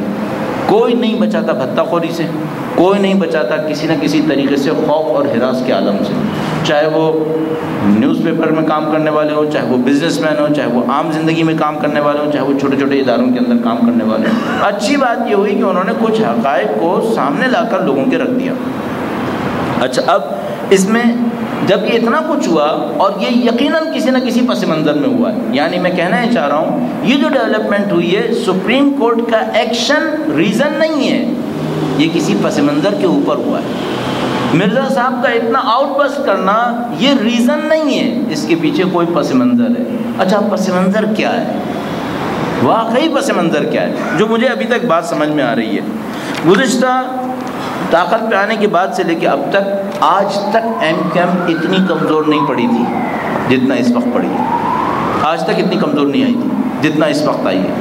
اس کا مطلب یہ ہے کہ پس منظر کوئی بھی ہے اس کا تعلق کسی نہ کسی طریقے سے ایم کیو ایم اور الطاف حسین سے ہے, کہیں نہ کہیں کوئی تعلق ہے. اچھا اب ظاہر ہے اس کے اوپر گیس بہت زیادہ ہے. آیا یہ مثال کے طور پر عمران فاروق کا قتل کا کیس ہے جس کے اوپر ریومرز یا ریالٹیز ہمیں کچھ نہیں معلوم بے تحاشا فلوٹ کر گئی, کہ نہیں پتہ چلا کہ بھائی وہ 2 بندے ہیں کوئی جو سری لنکا سے آئے تھے پاکستانی ایئرپورٹ کے اوپر اٹھا لیے گئے, اور وہ 2 بندے جو تھے وہ عمران فاروق قتل کیس کے اندر ملوث تھے, اور وہ جب اٹھ گئے ہیں تو انہوں نے سب کچھ ڈسکلوز کر دیا ہے. ایک دوسرا یہ کہ نہیں انہوں نے وہ جو پولیس وین کے اوپر حملہ ہوا تھا اس میں جن ٹیررسٹ نے حملہ کیا تھا ان کو اٹھایا, انہوں نے سارے اعترافات کر لیے. 2 نمبر 3 وہ یہ کہ انٹیلیجنس ایجنسیز نے گزشتہ چند مہینوں کے اندر ڈھیر سارے ایویڈنسز تمام پولیٹیکل پارٹیز کے خلاف جمع کیے ہوئے ہیں, اور وہ سب کے سب اس وقت چیف جسٹس اور مثلا گورنمنٹ کے پاس موجود ہیں. ہمیں نہیں معلوم پس منظر کیا ہے, لیکن اتنی بات سمجھ میں آتی ہے کہ یہاں جتنے بھی پلیئر کراچی کے اندر کام کر رہے ہیں ان سب کی مشترکہ گوٹی کہیں جا کر پھنس گئی ہے. مشترکہ طور پر ان سب کی گوٹی کہیں پھنسی ہے, چاہے وہ پی پی پی ہو, چاہے وہ اے این پی ہو, اور چاہے وہ ایم کیو ایم ہو. یہ سب لوگ کسی ٹریپ کے اندر آ گئے. اچھا جیسے ہی ان تینوں پارٹیز نے دیکھا ہے کہ ہم تینوں ٹریپ میں آ گئے ہیں, فوراً کیا کیا ہے, وہی منفور لفظ مفاہمت شروع ہو گیا. اب مفاہمت کا دور آ گیا, اب سب مفاہمت کر رہے ہیں. اب 2 مسائل ہو سکتے ہیں. نمبر 1 چیف جسٹس یہ سوچے, ایسے ہی سوچتے ہیں, چیف جسٹس یہ کہے تم مفاہمت کرو یا نہیں کرو, میں نے جو کرنا ہے میں کروں گا, اور وہ لا کر سب کچھ ڈسکلوز کر دے. معمولاً ملک کا چیف جسٹس ایسی حرکتیں نہیں کرتا ہے. معمولاً وہ کوئی ایسا کام نہیں کرتا ہے جس سے پولیٹیکل پارٹیز کو اتنی بڑے لیول پر لے جا کے ایمبیرسمنٹ کے اندر ڈال دے کہ وہ سب کا تیا پانچا کر دے اور سب کا بیڑا غرق مار دے اور کہ تم سب لوگ عوام کے سامنے ذلیل ہو گئے. ایسا معمولاً نہیں کیا جاتا.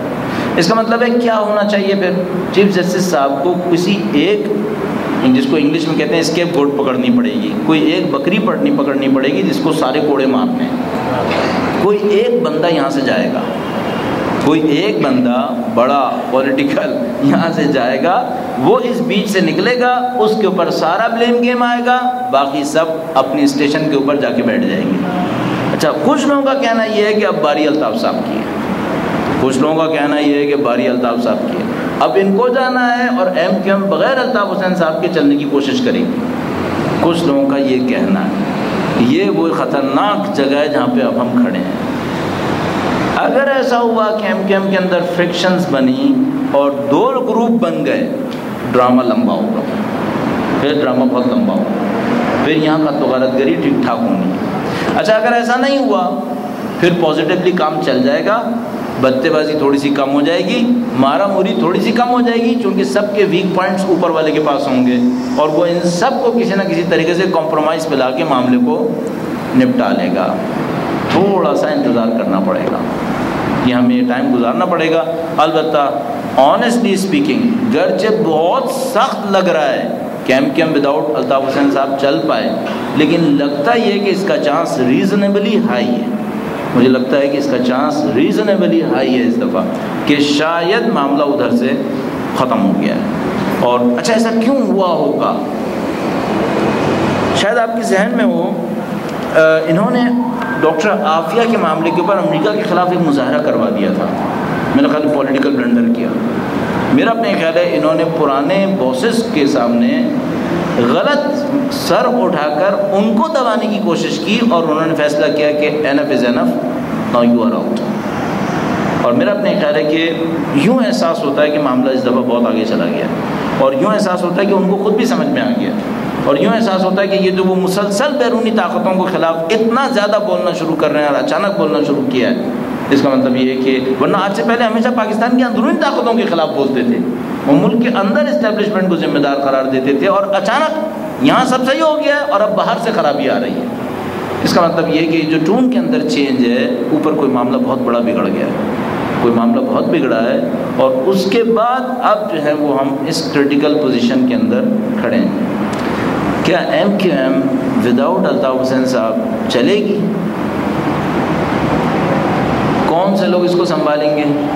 کتنا چانس ہے اس کا؟ یہ حقیقتاً بہت مشکل سے ذہن میں آ پا رہا ہے کہ ایسا کچھ ہو پائے گا یا نہیں ہو پائے گا، لیکن چانسز ہائی ہیں، چانسز آئی ہیں۔ اب میں نے عرض کیا یہ وہ اسٹیک ہے جس کو ہمیں دیکھنا پڑے گا، اور اگر خدا نہ کرے یہاں پر اسپلٹ ہوا اور دو گروپ بنے تو پھر معاملہ بہت خراب ہوگا، پھر معاملہ لمبا چلے گا، اور خدا نہ کرے نعوذ باللہ پھر وہی صورتحال نہ آ جائے جو ہم پچھلے 10-15 سال کے اندر ایک دفعہ دیکھ چکے ہیں جب یہ کچھ ہوا تھا۔ بہرحال اللہ سب کی جان مال کو محفوظ کرے انشاءاللہ، اور اس ملک کو واقعی امن و سلامتی نصیب فرمائے۔ درود بھیجے گا محمد و آل محمد۔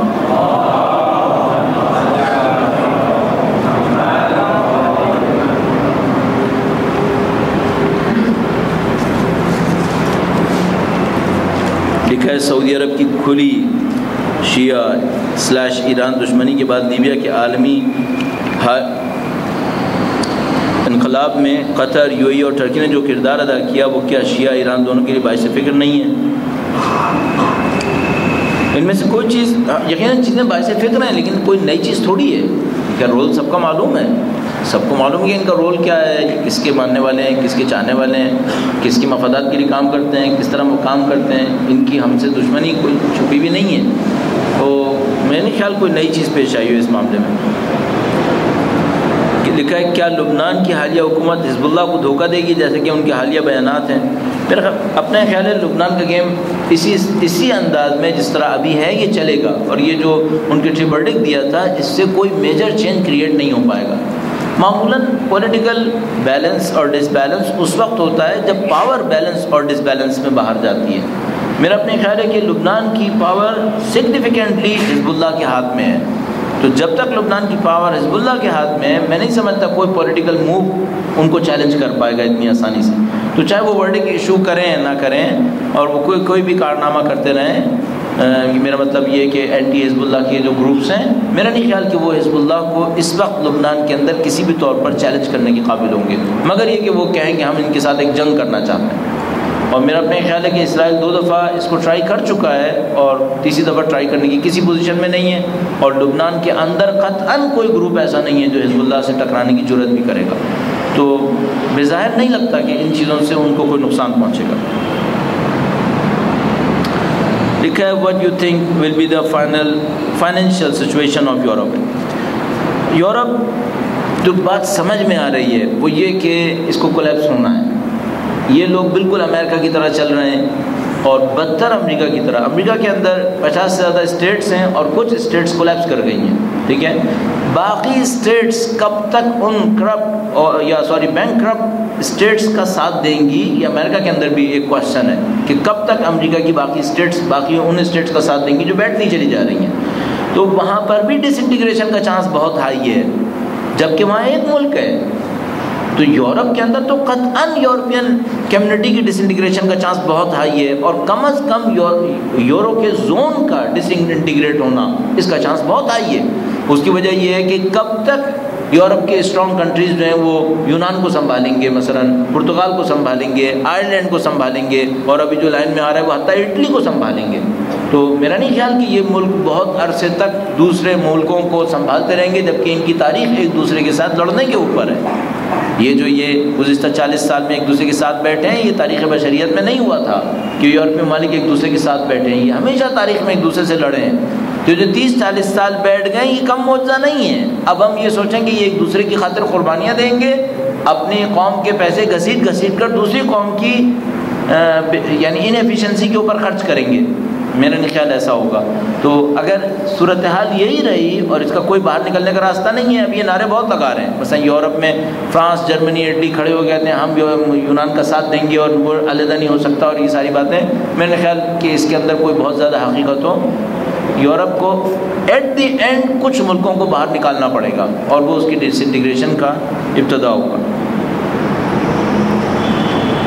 پاکستان میں اس سال جو بارشوں سے حال ہوا یہ گلوبل وارمنگ کا نتیجہ ہے کیا؟ ہمارے پاس بہت ساری انٹرپریٹیشنز ہیں۔ آپ کے ذہن میں پچھلے سال جب سیلاب آیا تھا، پھر بعد میں سونامی آیا تھا جاپان کے اندر، تب بھی بہت ساری باتیں ہوئی تھیں کہ کیا وہ امریکن ویپن استعمال ہوا ہے، کیا مثال کے طور پر دوبارہ کیا گلوبل جو ہمارے پاس ویدر کنڈیشنز ہیں وہ کچھ ایسی چینج ہوئی ہیں۔ ہم اس وقت بھی عرض کر پا رہے تھے کہ ہم کوئی نتیجہ نہیں نکال پائیں گے ان باتوں سے، یہ سب چیزیں ہیں جو ہمارے سامنے ہیں، لیکن ظاہر ہے ہمارے پاس وہ انسٹرومنٹ نہیں جس کے ذریعے ہمیں کسی فائنل ڈیسیژن تک پہنچ جائیں کہ بھئی یہ صحیح ہے اور یہ غلط ہے۔ لیکن ظاہر ہے پاکستان میں جو کچھ ہوا ہے وہ ایب نارمل ہے۔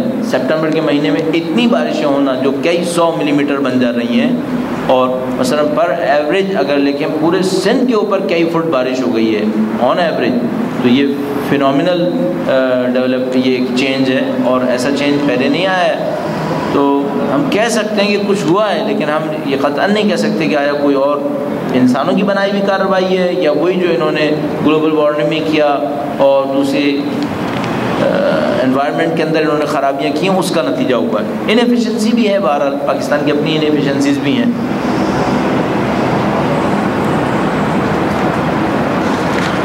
50 لاکھ انہوں نے لکھا ہے کہ 50 لاکھ لوگ متاثر ہوئے ہیں، حکمت عملی کی ضرورت نہیں۔ کون کہے گا حکمت عملی کی ضرورت نہیں ہے؟ قطعاً ضرورت ہے، لیکن مسئلہ سارا یہ ہے کہ یہاں کرے گا کون؟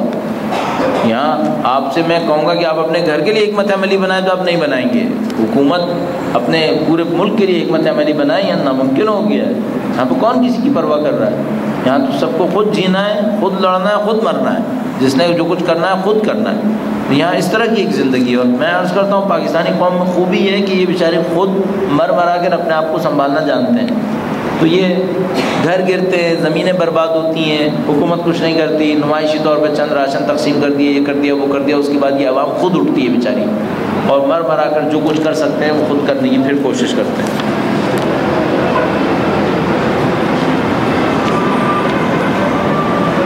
فرمایا کہ رہبر نے صومالیہ میں بھوک اور افلاس کے بارے میں بیان کیا ہے عید کے خطبے کے بعد، اور اس سے کیا ریفلیکٹ ہوتا ہے؟ از اٹ رہبر is not for Muslims only but for all humanity. بالکل صحیح ہے، انہوں نے نتیجہ نکالا کہ اس کا مطلب یہ رہبر معظم صرف مسلمانوں کو نہیں دیکھ رہے بلکہ پوری ہیومینٹی کو دیکھ رہے ہیں۔ طے شدہ بات ہے، ایسا ہی ہونا چاہیے، اور واقعاً ہے بھی ایسا ہی کہ پوری ہیومینٹی کے اوپر نظر ہے، اور کسی بھی طریقے سے جہاں کہیں بھی انسانیت کی بھلائی کے لیے تو کچھ ہو سکتا ہے اس کو انجام دیتے ہیں۔ لکھا ہے امریکہ کی اکانومی تباہ ہو گئی ہے، تو پھر یہ تیل کی کنوؤں کی کمائی کہاں جاتی ہے؟ ظاہر ہے چھوٹا سا سوال ہے، لیکن اس کے پیچھے ایک اور سوچنا پڑے گا یہ ہو کیا رہا ہے یہاں پر، یہ پیسہ کہاں جاتا ہے؟ پیسہ کچھ انسانوں کی، ایسے انسانوں کی عیاشی پہ خرچ ہوتا ہے جن کو کمانے کی عادت نہیں ہے، یہاں پیسہ خرچ ہو رہا ہے۔ امریکہ کی کروڑوں کی آبادی کو کمانے کی عادت نہیں ہے، خرچ کرنے کی عادت ہے، اور اس کی قیمت دوسری قوموں نے چکائی ہے۔ دوسری قومیں ان کے ہاتھوں بیوقوف بنی ہیں اور انہوں نے مفت میں بیٹھ کے کھایا ہے، اور دوسری قوموں نے ان کی خدمتیں کی ہیں۔ اب یہ انتہا پہ پہنچ گیا، اب یہ معاملہ انتہا کے اوپر پہنچ رہا ہے۔ تو میرا نہیں خیال کہ اقوام کہ مثلا امریکہ کے اندر بے روزگاری کا اصلی سبب وار آن ٹیرر ہے، نہیں، میرا نہیں خیال۔ وار آن ٹیرر تو انہوں نے ایک بہانہ کیا تاکہ اپنی ان ایفیشنسی کو چھپائیں، اصل مشکل ان کی عیاش طبیعت ہے، اصل مشکل ان کی بے راہ روی ہے کہ یہ زندگی کے کسی اصول کے قائل نہیں ہیں، صرف عیاش ہیں اپنی طبیعت کے اندر۔ لہذا جو کچھ امریکہ کے اندر ہو رہا ہے وہ آپ کی آنکھوں کے سامنے ہے کہ اب وہ ان کی عیاشی سنبھالے میں نہیں سنبھل رہی۔ ان کو عادت ہے کہ فریج کھولیں تو بھرا ہوا ہو، ان کو عادت ہے کہ ان کی گاڑیوں میں بہترین گاڑیاں ہوں، اے سی چل رہے ہوں، پتہ نہیں پیٹرول سے لبالب بھری ہوئی ہوں، اور ان کو کوئی زیادہ پیمنٹ نہ کرنی پڑے، قرضے ان کو مفت میں مل رہے ہوں، قرضے بھی ویو ہو جائیں اگر نہیں دے سکتے ہیں کوئی بات نہیں ہے، اور ان کی زندگی ایسی ہی چلے، ان کو اس کی عادت ہے۔ اور ظاہر ہے کہ یہ خواب کب تک چلے گا، یہ مصنوعی خواب کہ آپ کچھ نہ کمائیں اور دوسری قوموں کی کمائی کے اوپر کھیلتے رہیں، کب تک؟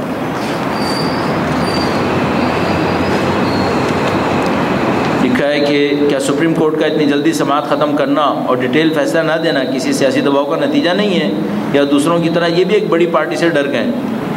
اب یہ تو یہ ہے نا کہ پہلے وہ سنسیئرلی آئے ہوں اور بعد میں ڈر کے چلے گئے ہوں، تب تو شاید یہ بات صحیح ہو جائے گی۔ لیکن اگر ہم یہ سوچیں پہلے کسی بیک گراؤنڈ پہ آئے تھے، وہ بیک گراؤنڈ اچیو ہو گیا اور وہ واپس چلے گئے، تو پھر ڈرنے کا مسئلہ نہیں ہے، وہ پہلے سے طے شدہ کام کے تحت آئے تھے، پھر یہ سوچنا پڑے گا۔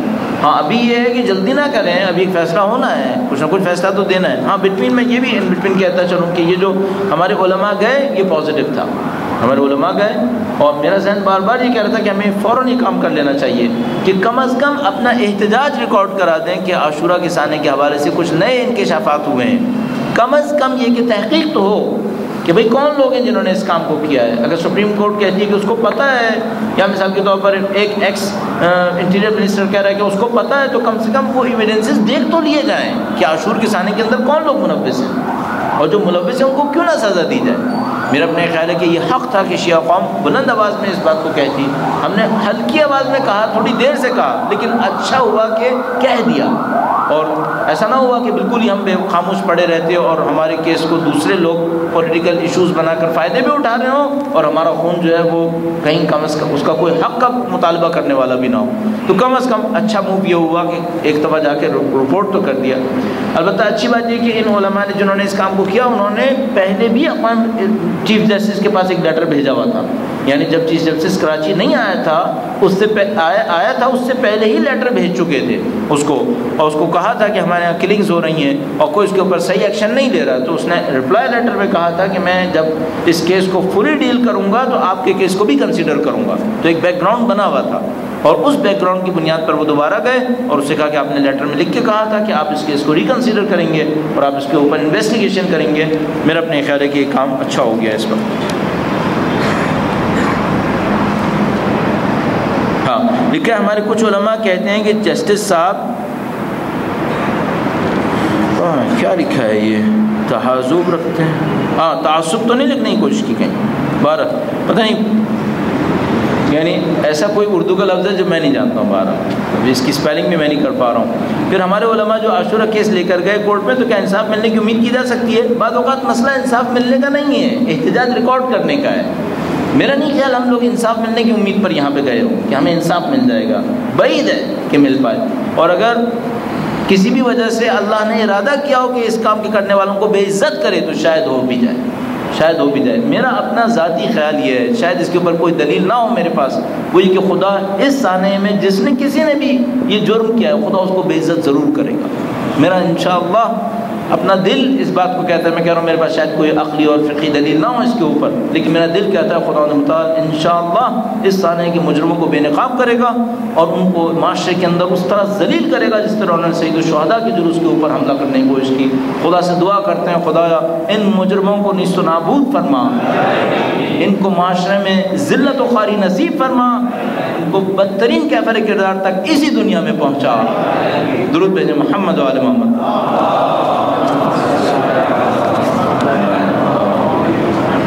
اور ظاہر ہے کہ عاشور میں جو سانے میں شہید ہوئے، اس کے ساتھ ساتھ وہ تمام شہداء بھی جو مختلف دوسرے سانحات کے اندر شہید ہوئے مظلومیت کے عالم میں، اور اخیراً مثال کے طور پر پرومیننٹ فگرز میں وکیل صاحب مختار صاحب جو شہید ہوئے ہیں۔ بہت سارے سوالات ہمارے پاس ہیں۔ اب کوئی مجھ سے بزنس کے بارے میں کنسلٹنسی بھی لے رہا ہے بغیر فیس کے، یہاں کہ لکھا ہے اگر ڈالر کیش کروا لیا جائے تو کس کرنسی کا انتخاب کیا جائے؟ یہ کام میں کسی فیس کے تحت ہوتے ہیں، ایسے مفت میں نہیں بتا دی جاتی ہیں ساری باتیں۔ اچھا جی، کیا امریکہ کی کوئی بات پولیٹیکل پارٹیز نہیں مان رہی تھیں جو اس نے سپریم کورٹ کو استعمال کیا. بظاہر ایسا ہے کہ پاسبلٹیز میں سے ہے کہ ایسا خود گورنمنٹ نے یہ موقع دیا ہو. اچھا یہاں جو بھی گیم کھیل رہا ہوتا ہے وہ اپنے مفادات کو پورا کر رہا ہوتا ہے اور دوسرا یہ سمجھا رہا ہے کہ آپ کا بھی اس میں ایک فائدہ ہوگا. صحیح ہے. تو اگر سامنے والا دیکھتا ہے میرا بھی کوئی فائدہ ہوگا تو وہ ساتھ کھڑا ہو جاتا ہے. اب میں ایک سینیریو بناتا ہوں. پی پی پی نے چیف جسٹس کو سمجھایا کہ دیکھو بھائی چیمپئن بننے کا ٹائم ہے, آپ سو موٹو ایکشن لو, آپ کراچی پہنچ جاؤ, آپ کراچی پہنچ جاؤ, آپ پوری قوم کے ہیرو. صحیح, آپ ہیرو بن جائیں گے, کچھ آپ کرنے میں کامیاب ہو بھی جائیں گے. وہ جو آپ کرنا چاہتے ہو اگر اس لمٹ میں ہو تو صحیح ہے, معاملہ آپ کر لو. صحیح ہے. تو چیف جسٹس ہیرو بن گئے اور رائٹلی ہیرو بھی بنے. صحیح ہے. اب پیچھے گورنمنٹ نے کیا سوچا ہو, ہم اس کو بھیجیں گے, جب اس کو بھیجیں گے یہ کام ان سے کروا بھی لیں گے ہم. اچھا یہ نہیں ہوگا کہ سپریم کورٹ کو لکھ کے دیں گے تم یہ کرو, نہیں, وہ سینیریو ایسا بنے گا کہ وہ یہ تو کر ہی لیں گے. تو کچھ لے دے کے اوپر سامنے والی پارٹی فوراً آ جائے گی. صحیح ہے. تو انہوں نے ایم کیو ایم نے کہا ہم گورنمنٹ سے جا رہے ہیں. چیف جسٹس نے کہا میں سوموٹو ایکشن لیتا ہوں. وہ یہاں پہ آیا, جیسے وہ یہاں پہ آیا ذوالفقار مرزا نے آؤٹ بس کیا. کچھ ہی عرصے کے بعد ایم کیو ایم نے کہا ہم واپس آتے ہیں اور جتنے مطالبات تھے تقریباً سب سے دستبردار ہوتے ہوئے واپس آتے ہیں. ادھر سے ہر طرف سے معاملہ خراب ہونا شروع ہو گیا اور لندن سے بھی معاملات خراب ہونا شروع ہو گئے. انہوں نے کہا میں مثلا اپنا کفن تیار کر رہا ہوں, مثلا انہوں نے کہا میں وصیت نامہ تیار کر رہا ہوں, نہیں کفن نہیں وصیت نامہ کہا انہوں نے. یہ ساری باتیں ہوئیں. اس کے بعد کیا ہوا کہ سب ملنے چلے گئے لندن, گویا وصیت نامہ پوچھنے گئے کہ بھئی کیا ہو رہا ہے, اور معاملات اچانک ری سیٹل ہوتے ہوئے نظر آ رہے ہیں. ہاں, تو اس سے لگ رہا ہے کہ بہرحال مفاہمت ہو گئی at the end. Supreme court بھی ہیرو بن گئے, وہ ہیرو بن گئے, ظاہر ہے قوم کی. کراچی میں امن بھی ہو گیا, ظاہر آپ دیکھ رہے ہیں کافی عرصے سے معاملہ ٹھنڈا ہوا ہے, ابھی ہوا ہے, ایک دو ہو رہا ہے. ہاں لاہور میں ابھی ایک گوری میں بند لاش ملی ہے, نہیں معلوم وہ کسی نے استثناء وہاں کیوں پھینک دی, مجھے سمجھ میں نہیں آیا کہ وہ ایکسیپشنلی وہاں کیوں پھینک دی گئی. لیکن ممکن ہے کسی بیوقوف انسان نے اپنی ذاتی کوئی دشمنی نکالو, پولیٹیکل, میرا اپنے خیال ہے پولیٹیکل نہیں ہوگا وہاں پر, ورنہ جو کوئی بھی شروع کر رہا ہے اس کو نہیں معلوم کہ اس کے کانسیکوینسز کیا ہیں. یہ وحشتناک گیم ہے. 70 سے زیادہ ڈیڈ باڈیز کراچی میں پچھلے مہینے بوری میں ملی ہیں, 70 سے زیادہ, وحشتناک ہے. اچھا سوال لکھا ہے کس کے پاس ڈوری ہے. صحیح ہے. کیا امریکہ عرب ممالک کے حالات کو اپنے کنٹرول میں لانے کے لیے اردن کو استعمال کرے گا؟ اردن میں اتنی طاقت نہیں ہے. اردن کا صرف ایک کام ہے, وہ یہ کہ وہ اسرائیل کے ایسٹرن بارڈر کو محفوظ رکھے, اس سے زیادہ اردن میں طاقت نہیں ہے. اردن اسلامی ممالک کا ہیرو نہیں ہے جس کو استعمال کر کے کوئی بڑا کام کیا جا سکے. اگر ہیروز ہیں تو میں نے کہا پھر ٹرکی بہت بڑا ہیرو ہے اس وقت, یا مثلا پاکستان کے ذریعے کچھ کام ہو سکتے ہیں, یا مثلا ایجپٹ کے ذریعے سے ہو سکتے ہیں. جارڈن کی کوئی پوزیشن نہیں ہے.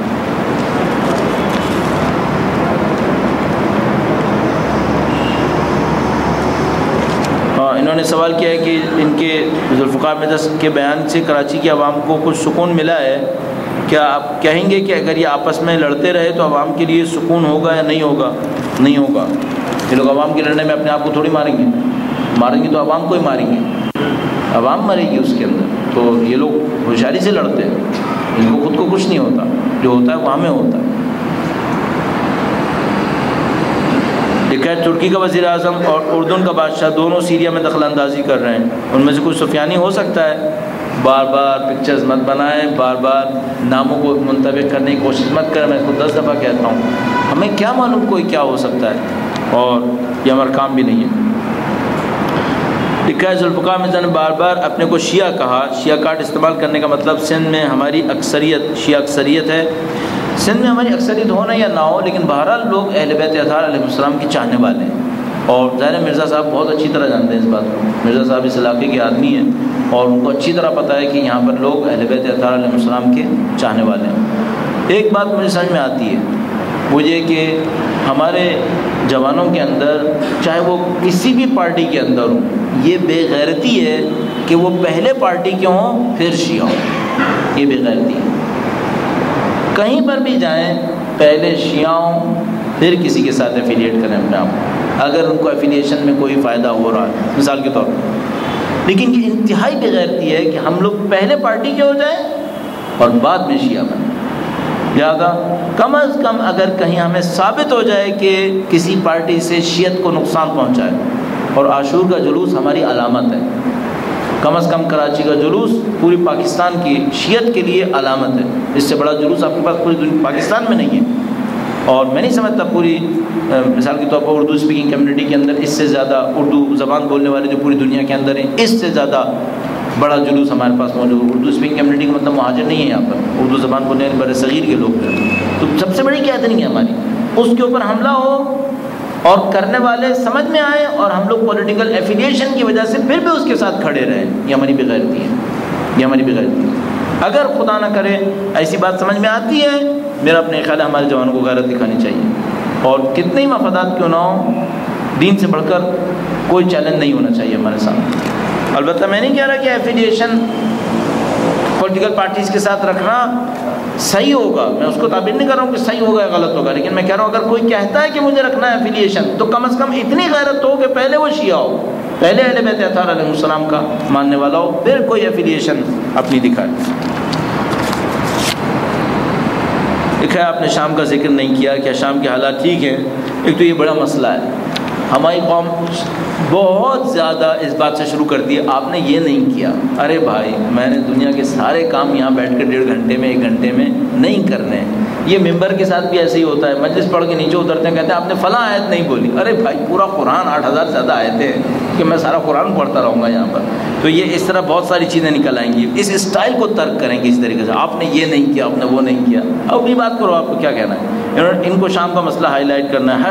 ہر موضوع کو ایک مہینے کے اندر کچھ امکانات ہوتے ہیں کہ کچھ موضوعات کو ٹچ کیا جائے، کچھ کو نہ ٹچ کیا جائے. نہ کہ وہاں پہ حالات صحیح ہیں، وہاں پہ حالات بہت خراب ہیں. وہاں پہ 10,000 پارٹیز گھسی ہوئی ہیں، القاعدہ فلاں فلوں سب وہاں پہ بیٹھے ہوئے کارروائیاں کر رہے ہیں. اور وہ حقیقت یہ ہے کہ وہ بشار الاسد تقریباً بے بس ہوتا چلا جا رہا ہے، اور اس کے خلاف محاصرہ جو ہے وہ ان کا تنگ سے تنگ تر ہوتا چلا جا رہا ہے. ایران نے بھرپور کوشش کی ہے کہ اس کو کسی طریقے سے سپورٹ دے، تاکہ وہ جو القاعدہ اور وہاں پر امریکہ وغیرہ گھسنے کی کوشش کر رہے ہیں اس کو کسی نہ کسی طریقے سے ریزسٹ کیا جائے. لیکن اس کی فوج کے اندر اتنے زیادہ لوگ دوسروں کے گھسے ہوئے ہیں، اور اسرائیل کے بھی اپنے، کہ مجھے سمجھ میں نہیں آ رہا کہ کس طریقے سے بشار الاسد کی حکومت اس مصیبت سے باہر نکلے گی. اور یہ گریں گے تو حالات اچھے نہیں ہوں گے، یہ گریں گے تو حالات ٹھیک ٹھاک خراب ہوں گے. اسی طرح ہم نے سیلاب کے مسئلے کو بھی خود ڈسکس نہیں کیا، صرف ذرا سا تذکرہ کیا. سیلاب کا مسئلہ امپورٹنٹ ہے، ظاہر 55 لاکھ سے زیادہ لوگ ڈسپلیس ہوئے ہیں، متاثر ہوئے اس کام کے اندر. اور ان کے اندر لاکھوں لوگ ایسے ہوں گے جو واقعاً قسمہ پرسی سے دوچار ہیں. تو ایسا نہیں کہ مثلا یہ امپورٹنٹ نہیں ہے، نہیں، بہت امپورٹنٹ ہے. جو ایکٹیویٹیز ہم کر سکتے ہیں ہمیں کرنا چاہیے، لیکن ہم مشکل پاکستان میں اس جگہ پہنچ گئے کہ ہمارے اعتماد کم ہوگا. بہرحال یہ واقعہ نزدیک ہے ہم سے، اگر ہمارا اعتماد خدا نہ کرے کم ہے تو پھر بھی قابل اعتماد لوگ ہمیں مل جائیں گے، جن کے ساتھ مل کر ہم اس مصیبت کے موقع پر کچھ نہ کچھ ضرور کر سکتے ہیں. اور یہ بات ہمیشہ ذہن میں رکھیے گا، اس موقع پر جو کچھ کرتا ہے یہ بڑی انویسٹمنٹ ہوتی ہے، بہت بڑی انویسٹمنٹ ہوتی ہے، اس پہ گریز نہیں کرنا چاہیے.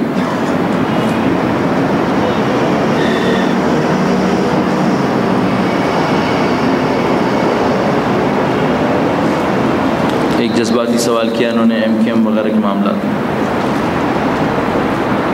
لکھا ہے کہ کل تہران میں رہبر معظم نے ایک بین الاقوامی کانفرنس کی تھی، اس کے بارے میں کچھ بتائیں. ایک کانفرنس ہوئی ایران کے اندر جس میں مختلف اسلامی ممالک سے پرومیننٹ فیگرز کو کال کیا گیا تھا، انہوں نے شرکت کی تھی. تقریباً 700 سے زیادہ ڈیلیگیٹس تھے اس کے اندر مختلف ممالک سے. پاکستان سے بھی 5 افراد میرے خیال میں شرکت کرنے گئے تھے مختلف فرقوں سے، اور اس طرح کی ایک گیدرنگ ہوئی تھی. اور اس کا جو ٹاپک تھا وہ اسلام کی بیداری کی تحریک کے اوپر توجہ دینا تھا، کہ وہ اس کے اوپر توجہ دیں اور اس فنومینا کو ڈیل کریں کہ جو بیداری کی تحریک اٹھی ہے مسلمانوں کے اندر، اس کا مستقبل کیا رہے گا، اس کی کمپلیکیشنز کیا ہیں.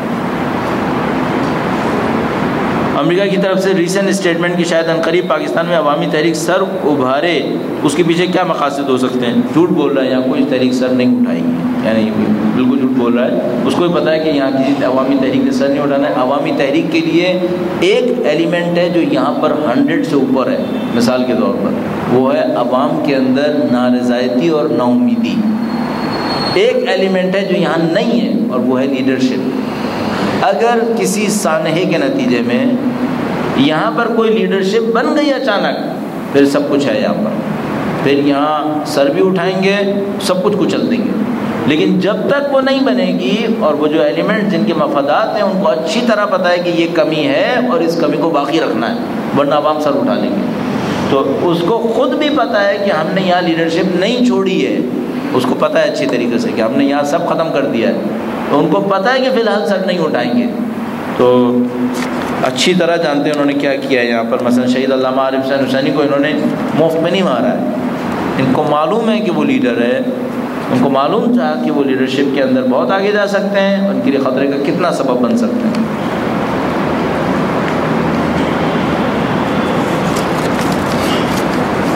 میں اس مسئلے کے اوپر کافی بول چکا ہوں، مرزا صاحب اور MQM اور مختلف ایشوز کے اوپر، لہٰذا ایک دو سوال کو اسکپ کر رہا ہوں۔ پاکستان کا موجودہ سیاسی اسٹرکچر پچھلے ادوار کی نسبت شیعوں کے لیے کیسا ہے؟ یہ بہت دھوکے کا موضوع ہو سکتا ہے کہ ہم بعض چیزوں کو اچھا ہوتا دیکھ کر سمجھیں کہ یہ ہمارے حق میں اچھا ہے، نہیں، اگر پورے ملک کی صورتحال خراب ہو رہی ہے، ہم اسی ملک کے اندر رہ رہے ہیں، ہم نہیں بچیں گے اس سے۔ اگر پورا ملک ناامنی سے دوچار ہے تو ہم یہاں سے باہر نہیں ہیں، ہم اس کے اندر رہ رہے ہیں، اور ایک دو افراد کے چند سال اوپر آنے اور نیچے جانے سے کوئی فرق نہیں پڑے گا ہماری اسٹریٹجک ویلیو کے اوپر۔ تو جتنا ملک خراب ہوتا چلا جا رہا ہے اس حساب سے ہمارا بھی حال خراب ہوتا چلا جا رہا ہے۔ اب مت سمجھیے گا کہ یہاں پر اگر کیوس ہوگا تو ہم بچ پائیں گے، نہیں، یہ ہماری تقدیر اس ملک کے لوگوں کے ساتھ جڑی ہوئی ہے، اور اگر یہاں پہ خرابی آتی ہے میں نہیں سمجھتا ہم لوگ ایک جزیرہ بنا کے علیحدہ رہ پائیں گے۔ البتہ کچھ سیکیورٹی میجرز میں شاید کبھی یہ کام کرنا پڑے، بعض جگہوں پہ کم از کم، لیکن یہ سولوشن نہیں ہوگا۔ سولوشن یہ ہوگا کہ اس ملک کی صورتحال بہتر بنے تاکہ یہاں پر مجموعی طور پہ سب کی صورتحال اچھی ہو۔ پاکستانی وزیر اعظم نے ایرانی ہم منصب سے ملاقات کی، نہیں، وہاں پہ ایرانی ہم منصب ان کا نہیں ہے، وہاں پہ صدر ہے، یہاں پہ وزیر اعظم ہے، بہرحال اس کو ہم منصب کہہ سکتے ہیں کہ برابر کی ایک سطح۔ ایران میں اور نئے معاہدوں پہ دستخط کیے، کیا عمل درآمد ہو سکتا ہے؟ بہت سارے مسائل ہیں، پائپ لائن کا ایشو سب سے امپورٹنٹ ہے، امریکہ نے اس کی کھلی عام مخالفت کی ہے، امریکہ اس کو پسند نہیں کر رہا ہے۔ پاکستان کی حکومت بھی مجھے نہیں لگتا کہ بہت زیادہ سنسیئر ہے۔ پاکستان کی حکومت جب امریکہ کو کسی چیز میں دباؤ میں ڈالنا چاہتی ہے تو ایران کے ساتھ جا کر ایک معاہدہ سائن کراتی ہے، یہ حرکت سب کرتے ہیں۔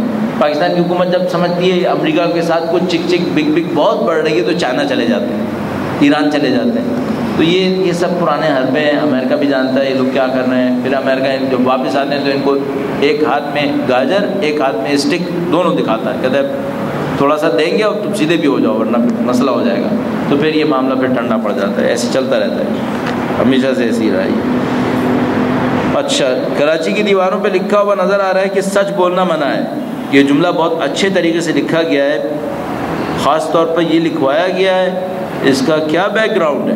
کراچی میں رہ کر آپ کو سمجھ میں نہیں آیا ابھی تک اس کا بیک گراؤنڈ کیا ہے؟ دیواروں پر اکثر جملے لکھے ہوتے ہیں جس کے آخر میں کہیں پولیٹیکل پارٹی کا نام نہیں ہوتا، ان جملوں کے پیچھے کون لوگ ہوتے ہیں؟ وہ جو آپ سے بھتہ لے رہے ہیں۔ اگر آپ نے آج تک بھتہ نہ دیا ہو تو پھر آپ کو سمجھ میں نہیں آیا ہوگا کہ اس کے پیچھے کون لوگ ہیں، اور اگر آپ نے دیا ہے تو آپ کو اب تک کیوں نہیں سمجھ میں آیا؟ آپ کا کراچی کا ڈومیسائل خطرے میں ہے، اس کا مطلب ہے آپ کراچی کے ریزیڈنٹ نہیں ہیں اور آپ کو سمجھ میں نہیں آ رہا ہے کہ یہاں ہو کیا رہا ہے۔ برادر عزیز، ہم لوگ کڈنیپ ہوئے ہوئے، ہم لوگ یرغمال ہوئے ہوئے، اور مجھے نہیں معلوم ہماری یرغمالی کب تک چلی۔ ہم لوگ بری طریقے سے یرغمال ہوئے ہوئے، شاید 60 سال میں کراچی کے رہنے والے کبھی اتنے برے یرغمال نہیں ہوئے تھے جتنا اس وقت یرغمال ہوئے۔ مجھے نہیں معلوم کب تک یہ چلے گا، لیکن ایک بات مجھے اچھی طرح سمجھ میں آ رہی ہے، یہ کسی بھی وقت ناقابل تحمل ہے، کسی بھی وقت ناقابل تحمل ہوگا، اور یہ پولیٹیکل پارٹیز کو میرا اپنا خیال ہے اب سمجھ میں آ جانا چاہیے کہ یہ ناقابل تحمل ہے، اور ان کو فوراً اپنے اسٹانس کو چینج کر لینا چاہیے۔ اگر بھتہ چاہیے جا کے گورنمنٹ سے لے لو، گورنمنٹ سے لو، گورنمنٹ سب کو دیتی ہے، ان سے اپنا شیئر مانگو، ہم سے مت مانگو، کیونکہ ہم پہلے ہی پیسے بھی لوگ۔ میرا اپنا خیال ہے کہ عوام شاید ان کو یہ سمجھانے میں کامیاب ہو جائے گی کہ مزید بھتہ مانگا تو کسی بھی پارٹی کے ساتھ کسی کا بھی ایفیلیشن باقی نہیں رہے گا اور یہاں پہ پبلک ریزسٹ کرے گی۔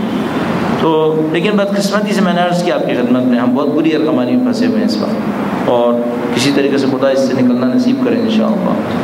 خدا تعالیٰ سے دعا کرتے ہیں پاک پروردگار ان تمام ظلم اور ناانصافیوں کے پیچھے صاحب عدل کے ظہور میں تعجیل فرما۔